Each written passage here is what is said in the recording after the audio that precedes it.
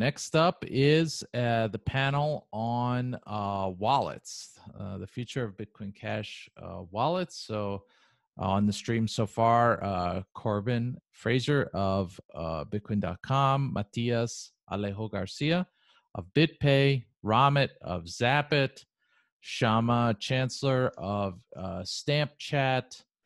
Let's see, I'm going to promote Tobias Ruck of B.cash to the panel.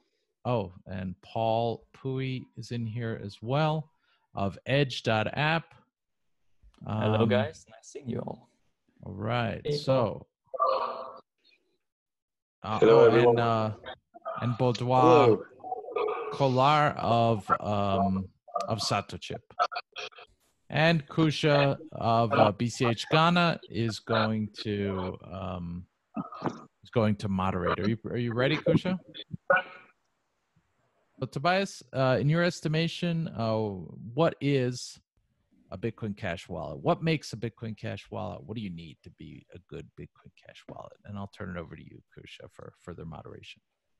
Yeah, so I think we kind of need to let go of the wallet idea because people aren't used to wallets. Like if I think of a normal user, like a normal average Joe, then he, like, if you ask him, oh yeah, what do you think about a wallet? Then he'll like talk about the different like kind of leather and stuff, you know, but not like some kind of program or something. What people are used to when you talk about digital money, they are used to accounts. They're used to going to a counter. They have their identity linked to some account, and they can, they can use that. Obviously, we can't link stuff to their identity because the blockchain doesn't know about like Tobias Ruck. It's just a random number, but we can still get very close to that, I think. So what Be.cash is building is actually to move closer to this kind of account model where like you have this thing, I like it from a technical perspective, is like, okay, you have this UTXO or UTXO set on the blockchain, and you basically, if you have a phone, you connect to that UTXO, which can be done with some like key sharing, signing and stuff. But from the user's perspective, he just sets up an account, for example, Be.cash account.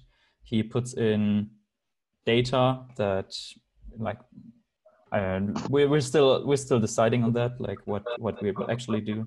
But I think there's feedback again. Anyway, yeah, and then like he can connect another. Yeah, I think Matias, you're having feedback. Can you mute yourself? Yeah, thank you. So. Yeah, there will be this kind of account model where you can then like log in with your, for example, with a phone, similar to what we are used to in WhatsApp web, for example. You just scan a QR code and it'll connect you on your computer. You can spend money there. It'll all work seamlessly, and I think this is more what like people are used to. And I think everything we should do from here, like now on, to get the average Joe on board is to like get him where he's at, like what is his concept of digital money, whether decentralized or not, and model our system after that. And then over time, we might, you know, steer it into a different direction, but we need to take the users where they're at. And I think we can do it in a non-custodial way. Yeah, that's surely something I would say as well, or think as well. But the user base is vast, so I wouldn't say that wallets are not are absolutely new for something like I would say in Japan something like that is pretty natural for them to use a wallet, or people using the word wallet even for just conventional applications. I always thought wallet was just BCH itself. So I would say there is still place for the conventional wallet, BCH wallet or Bitcoin idea, and the investment wallet or anything. So maybe someone from the normal wallets can say something about how they want to have a value proposition or something that catches them, even though it's not in their own, at the place, like Tobias says, maybe Corbin from Bitcoin.com. Yeah, happy to chime in. So I think, what our goal is just to attract the next million users. We are ultimately trying to support the Bitcoin Cash community, but I think something most wallet developers really need to consider is how are they positioning their wallet to be a business? I think we're seeing a lot of ongoing funding issues in this space, and wallets are one of the few things that can potentially receive funding, but I think at the end of the day need to stand on their own 2 feet. And in order to do that, you need to be able to attract a mass amount of users. So what we are constantly trying to focus on is just creating the simplest user experience for users to just come into Bitcoin, the fastest on-ramp, fastest off-ramp, providing users the ability to buy, sell, spend, trade, and invest in Bitcoin and Bitcoin Cash, and ultimately nudge people in a more gentle way than I think Bitcoin Cash has typically done in the past 3 years. I think, we've often seen the approach of just telling people to just use Bitcoin Cash, but it is kind of a gradual process in that user journey for the average user to learn. Most of them are going to learn about Bitcoin first. So I think actually one of the interesting things that a lot of Bitcoin Cash wallets could potentially do, and it's probably controversial on Bitcoin Cash Day, is actually support more cryptocurrencies to open up that funnel, and particularly Bitcoin. I think one of the easiest ways to onboard a user is just to get them to use BTC. As soon as they use BTC and realize fees are $2 to $5, that's a pretty easy, this kind of makes sense why I would want to use the alternative version, which is still underperforming. Now, granted, that does create more technical overhead for wallet developers, but considering that there's a shared history on BTC and BCH, it's not quite as big as supporting alternative currencies like Ethereum or Tezos or something like that. But I think what we really try to focus on, particularly at Bitcoin.com, is just onboarding users in as gentle a way as possible in order to get them to purchase their first Bitcoin Cash or Bitcoin, allow them to use it, allow them to spend it somewhere, find somewhere where they can actually do something. Some of the key metrics that we really focus on in the wallet, aren't just wallets created and things like that. Those are kind of nice vanity metrics, but they're not really metrics that help the user. What we're trying to do is, finding out what the daily active senders are, the daily active receivers are, how many transactions are wallets creating, how many transactions are people performing on the network, which network is performing best in terms of total number of transactions per day. So I think, when we approach the question of what is a good wallet, or what is a wallet for the user, to me, it's similar to what Tobias said. It's an account.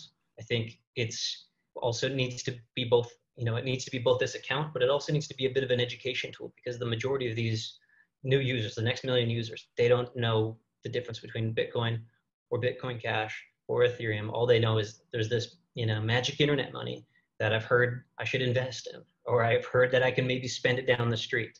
I want to try it out. And I think,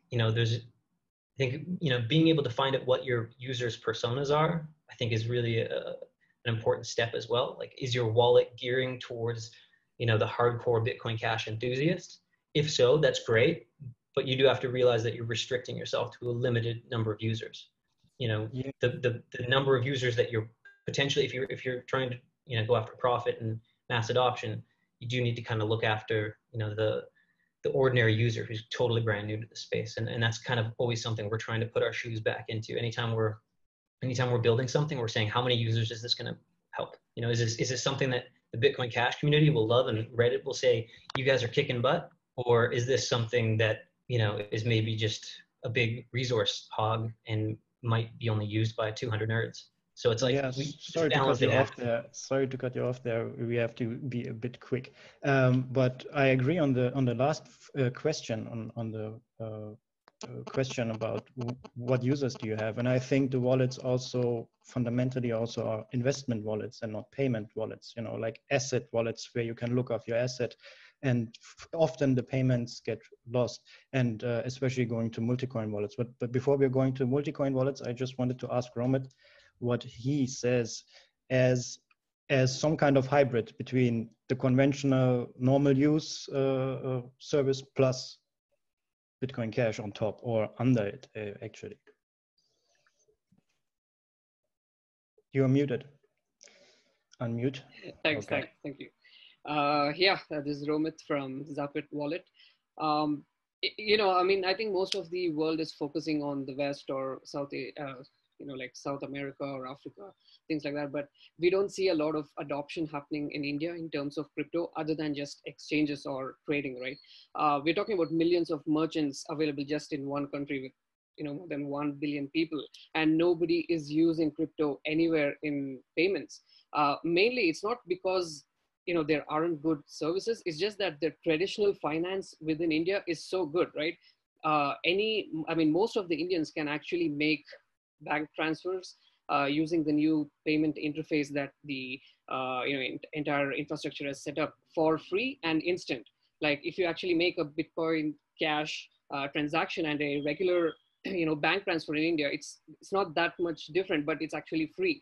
So if you try to you know, onboard a user from India to Bitcoin or Bitcoin Cash, and they see a fee, they're like, why should we use this? There's already a fee, right? Upon that, most of the payment apps within India, they provide some sort of reward systems. Like if you make 20 transactions per day, you get this reward, you know, something like that. So that's what we are looking at in Zapit. That's what we are looking at to tackle, because a regular wallet will not suffice in India. It just will not work. We have tried, you know, there have been a lot of wallets that we have been trying to get adoption from. Nobody just wants to use that because there's no added value in that sense. So that's where we decided, okay, fine, let's just enable the traditional finance, but try to give rewards using the SLP tokens. One of the best ways that we can onboard is by, you know, giving tokens for every single transaction. In a way, we are ahead, like Zapit is ahead compared to other payment apps, because it's more like a random reward that other payment apps give. Not every single transaction, but, you know, we have surpassed that in a way where we are rewarding every single transaction. It doesn't matter whether a user who's using Zapit makes a payment to a merchant or to a user, right? They get a reward. So I guess reward-based systems within payment apps is one of the solutions that can bring more adoption, is more of a wallet than just being able to just transact. There has to be that added value. Of course, you know. Also, sorry, Sure. Okay. But great, yeah. So I see Zapit as a gadget tool, something that really incorporates everything that you need. You know, your little Knight Rider or Batmobile thing that does everything, and is also Swiss Army knife if you want. Yeah. So let's go to the multi-coin wallets. What I'm actually asking myself, because payments is for BCH, it works well as long as you're in the BCH ecosystem, from one BCH wallet to the register app or anything.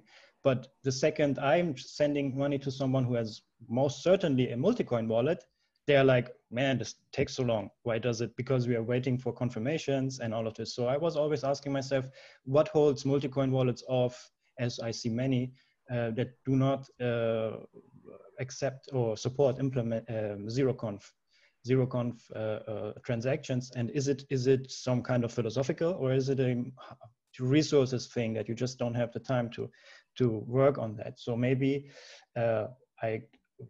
is there actually a multi-coin wallet person who has something to say about this possible fixes? I can chime in. I can chime in. So Edge is a multi-coin wallet, and we support BCH. We're one of the first to support BCH, as well as like splitting from BTC, you know, to get your BCH out.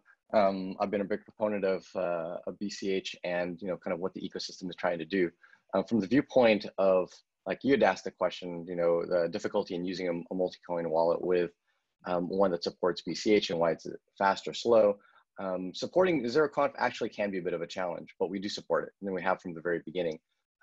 We've actually been very, very keen on crypto as payments, which is, you know, why we're aligned with BCH. And prior to Edge, the company was called Airbits, and we were a Bitcoin wallet, and it was really focused on payments, even had a built-in merchant directory. People love that.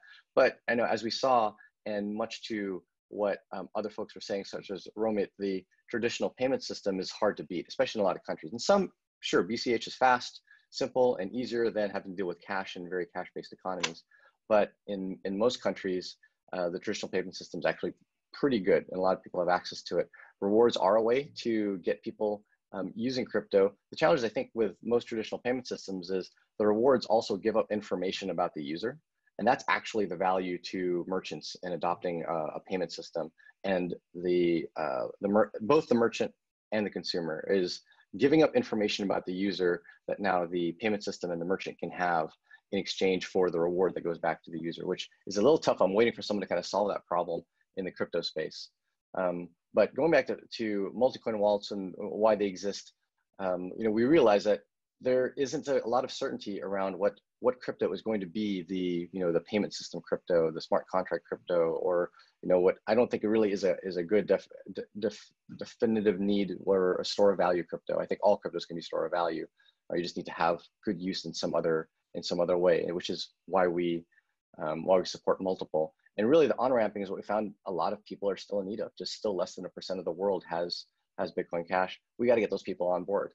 So connecting with many different exchanges around the world is what we do, at like 8 different exchanges with many different payment methods. I think that's kind of our first goal. And while we wish we could kind of really tailor a UI around really fast, simple payments, we've graciously said, we're going to let that be tackled by some other apps. And we're happy to even refer people to apps that are more focused around like merchant payments. And if I leave with one note, I think the focus and the struggle has to be to getting existent merchant processors, especially in the physical merchant space, to natively accept Bitcoin Cash, not as a separate side, tablet on the side, a phone on the side, but integrated right into the point of sale. And when you get that, then Bitcoin Cash payments start to feel invisible to the merchant and to all of their staff that normally has to get trained. Instead, they don't get trained. They just do what they normally do, and someone can use credit card or Bitcoin Cash. That, I think, is one of the key things to get it adopted, because early days were hard when you just had 2 systems you had to train people with. So I'm hoping to see progress on that front. Oh, yeah, very nice. Thank you. I mean, a point of sale system sounds very good to me. I would love to see something like that. And one other thing was the BIP70 support that I wanted to ask. And it seems to be something very dynamic, something that really helps if you implement it, but it also again isn't implemented in each, which makes trouble in communicating, and maybe some wallet cannot even accept a payment or something. So is there anyone right about implementing it or planning on this, or why he wouldn't implement this? Because other reasons. And is there anything that maybe from the other wallets also, Francesco or Mellis, I wasn't able to. Yeah, Matias, do you have something to say about this? Yeah, so regarding BIP70, we in BitPay push really hard for BIP70. We think it's a great protocol to push payments. It really simplifies the user experience when you're making a payment, not only because it provides details about what you are about to pay, and provides a signature from the merchant that you are about to pay, but also for other coins like BTC, it would recommend the fee that is critical for a coin like BTC. So we push that really hard. And I think it did a lot for the community, and especially for the ones that are interested of cryptocurrency as a payment method. Maybe if you see cryptocurrency as I don't know, sort of early or something like that, BIP70 is not important. But we push payments, of course, and I think that for payment, BIP70 is a great step forward. I would acknowledge that protocols like BIP70 are great.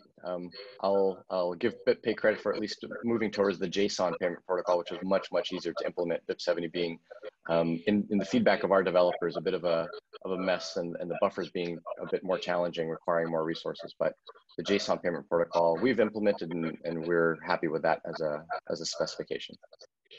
Yeah, thank you. We really followed your guys' lead on BitPay. So, I think we should really be thanking you guys for like laying a lot of that groundwork.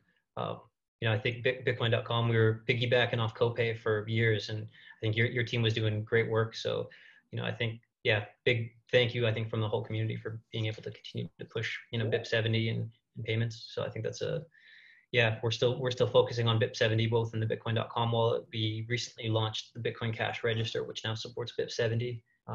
Our reasoning for that primarily was to solve a couple issues. We had a lot of merchants that were running the Bitcoin Cash Register in a couple different tablets in the same restaurant, and if they were all set up to the owner's wallet address, they both fire off at the same time if we're monitoring the same BIP21 address. So as soon as we set up BIP70, we're able to have a little bit of differentiation between those and being able to potentially do some interesting things with BIP70 using the multiple outputs. So we've talked internally as well as externally about potentially offering some rewards using BIP70 additional outputs. So users that are spending in merchant stores that are accepting might be able to receive an additional bonus, or the merchant may be able to receive an additional bonus in the form of an additional output. So I think, there's a lot of stuff we can really do with BIP70, but I think that, what Kousha is kind of saying is there's probably, going to be some wallets that just simply aren't going to be able to use BIP70, which, is a bit of a trade-off. Fortunately, most of the major wallets that are kind of focused on payments seem to be supporting BIP70, but there's always, bound to be a few that aren't. So. Yeah, it's a trade-off. Shammah, what's your thoughts? But I would say I'm just realizing that you really need to push it on the, I don't know, like in a practical sense. You cannot just ask people, because this is a topic of years ago. I remember years ago talking about BIP70 and how everyone has to accept it. And I also remember how BitPay got pushbacks a lot because implementing BIP70 alone, or for whatever reasons. So maybe some people just have to, take the step and take the lead. And if others fall behind for what, and because they don't follow, then so be it. It has to be at some point. Maybe we should really just do it and see what happens. And it seems to have catch up. So there was probably a very good reason for that. Okay, but talking about BIP70 and about the communication between wallets, Shammah, is there anything anything that you with your cash web can actually do that helps or in a similar way like BIP70, as you were saying, because you were saying this is some kind of communication tool between wallets and for invoices and stuff. Is this supplementary, or is this kind of the new competition on town now that we all decided to use BIP70? It's not meant to replace BIP70. In fact, actually Stamp and CashWeb use BIP70. So a lot of the infrastructure that we've developed for Stamp, all the CashWeb stuff, actually changes the middleware for our HTTP backends so that it returns a payment required. That's never been something that's really been used before. And as part of the payment required, we respond with a BIP70 payment request that tells you to go send some Bitcoin somewhere. And then in return, the payment server gives you a JWT token. And then you can use all these APIs. And I think that wallet developers should start using more things like that. These are things that you can't do with traditional payment systems. We should be focused on where cryptocurrency really stands out. And so all of the account registration, all the identity registration is all based around that. You just make a Bitcoin Cash payment from the wallet, you get a JWT token, you can use your endpoints. So you could have like Dropbox without having to give them your personal identity, without having to give them your credit card information, which necessarily reveals who you are. And then additionally, all the cash web infrastructure, a cryptocurrency is a digital payment network, but those payments go between people. And So it's not just a computer network protocol, it's actually a social network. And so we should enable all of the Bitcoin Cash users to talk to one another. And so that's another thing that Stamp's doing. But in addition to that, Bitcoin Cash is a UTXO-based system. So it's very hard for wallets to correspond. Like Corbin's, the Bitcoin.com wallet and the BitPay wallet used to allow you to do multi-sigs. But that required a bunch of specialized infrastructure in order for wallets to talk to one another to do the co-signing in a seamless way.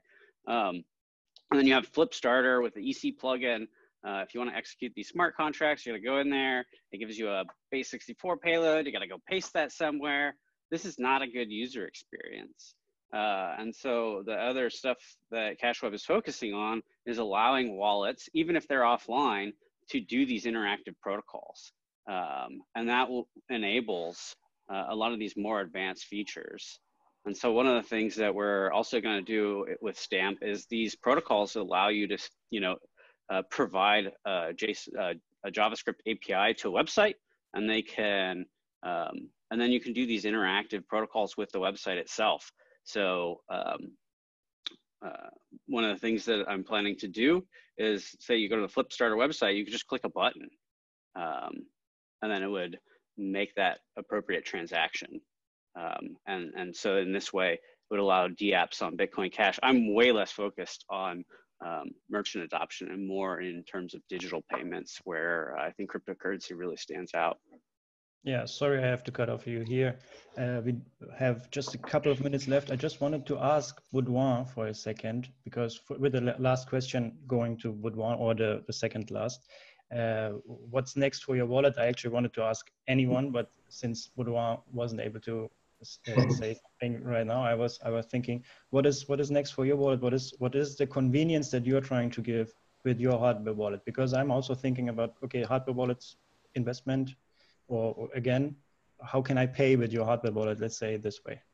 No. Yeah, so we have a hardware wallet that is based on a smart card. And what we want to do with this kind of wallet is to have something that is secure and convenient. People want to have security. They don't want to lose their money. They have heard scary stories about people losing all their cryptos, but they want something easy to use. And I think this kind of hardware wallet based you see on smart card gives that kind of good trade-off between the two. So you can easily use them. It's a form factor that is known by everybody. Everybody is comfortable with credit card, with paying with such kind of cards. This is not a credit card, it's a hardware wallet, but you can connect it to your computer. People knows exactly where the funds are, and when they remove the card from the computer, their funds are safe. They are offline completely.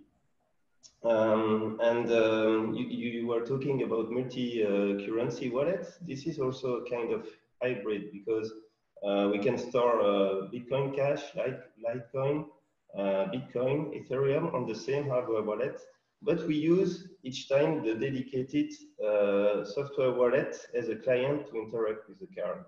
So we have kind of the best of both worlds, because we use a dedicated app each time with the best up-to-date features for each wallet, because it's difficult for one wallet and a team of developers to keep track of every advancement in every cryptocurrency they support. But if you use the best software wallet with a hardware wallet like this, you can get that kind of multi-wallet support, multi-currency support. So I think the importance is to have security and convenience, and so that's Satoshi. That's Satoshi. I really have to. Of course, a lot of different solutions, but that's one trade-off that we are proposing, and I think it's interesting. Yes, it's great. Thank you. But one last question to wrap up, and because we are already over time a minute, for Francesco. And in this case, I want to pick your brain as an economist, and maybe even for everyone here to think about that, because I was thinking about infrastructure funding again. And I was thinking about for a long while now, as a user who has just made some thoughts about it, can we actually include a fee that goes to infrastructure devs if we want? You know, just if you pay 1/3 of a fee for the miners, why can't you pay 1/3 of the fee on top of that, 1/3 of a cent, sorry, on top of that to go to infra devs? So if we have the 1 million users and if they all make 1,000 transactions or whatever they do per day, maybe there's something that can accumulate. So Francesco, is there anything, or would you say there is something technical or economical wrong with this idea? No, I think that it's a good idea. And Mellis team is working on BCH environment because we think that it's a better environment to work with. And if you can offer to users, let us say premium services, well, why not charge a small fees for that premium services? And yeah, we are also thinking about it. I think that the next big development in the BCH wallets will be in the link between the present time, because most of the people now think only to spend money in the present and they don't think about the future. So the future will be ours. And for this reason, we are trying to connect the present to the future with our next core update. It will be legacy.